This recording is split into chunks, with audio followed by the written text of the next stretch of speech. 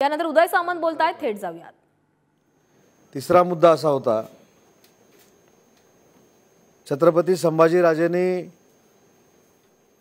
भूमिका मांडत असताना पूर्ण महाराष्ट्रामध्ये ही फक्त आणि फक्त शिवसेनेचीच मांडली पाहिजे, हा तिसरा त्याच्यातला मुद्दा होता।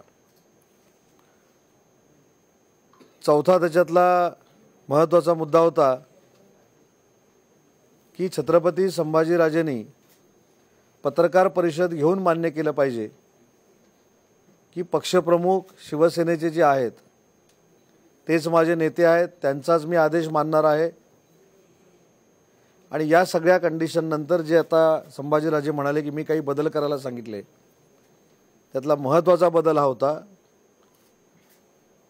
की कुठच्याही पक्षामध्ये जरी काम करण्याचा निर्णय मी घेईन किंवा न घेईन हा माझा वैयक्तिक प्रश्न आहे, परंतु मी छत्रपती शिवाजी महाराजांचा वंशज असल्यामुळे ग्रामपंचायतीच्या स्तरापासून खासदारकीच्या स्तरापर्यंत प्रचाराचे मुद्दे पक्षाचे मांडणं हे माझ्या दृष्टीने योग्य ठरणार नाही। परंतु महाविकास आघाडीचं म्हणून जर मला पुरस्कृत करत असाल तर छत्रपती शिवाजी महाराजांचा विचार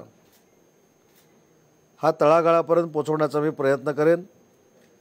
महाराष्ट्रातल्या गडकिल्ल्यांचं जे संवर्धन आहे ते करण्याचा मी प्रयत्न करेन।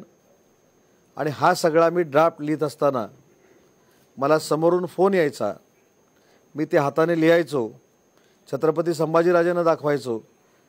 याच्यानंतर शेवटी छत्रपती संभाजीराजेंनी असं सांगितलं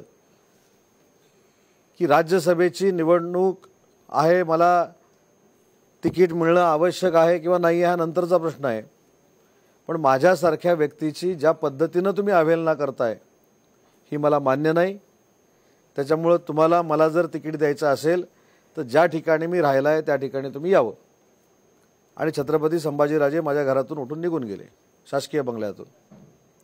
त्याच्यानंतर परत मला फोन आला की काही करून त्यांचा शिवसेनेमध्ये प्रवेश करून घेतलाच पाहिजे। छत्रपती संभाजीराजे छत्रपतींच्या वंशातले असल्यामुळं ते शिवसेनेमध्ये असले पाहिजेत। आणि असं वाक्य होतं, एखादा तरी छत्रपती आपल्या पक्षात पाहिजे। म्हणून मी जे संभाजीराजे म्हणालेत की एक मंत्री होते, मी स्नेही म्हणालेत ते मिलिंद नार्वेकर, आणि एक खासदार म्हणालेत ते खासदार अनिल देसाई, हे आम्ही ओबेरॉय हॉटेलला गेलो। ओबेरॉय हॉटेलला गेल्यानंतर डायरेक्ट, मला ही कल्पना देखील नव्हती, पण डायरेक्ट असं सांगण्यात आलं की तुम्हाला जर राज्यसभेचं तिकीट पाहिजे असेल तर या ड्राफ्टवर तुम्ही लिहिलं पाहिजे की तुम्ही शिवसेनेमध्ये प्रवेश करताय, शिवसेनेची ध्येय धोरणं तुम्हाला पटलेली आहेत आणि शिवसेनेच्या पक्षाची पावती तुम्ही फाडणार आहेत।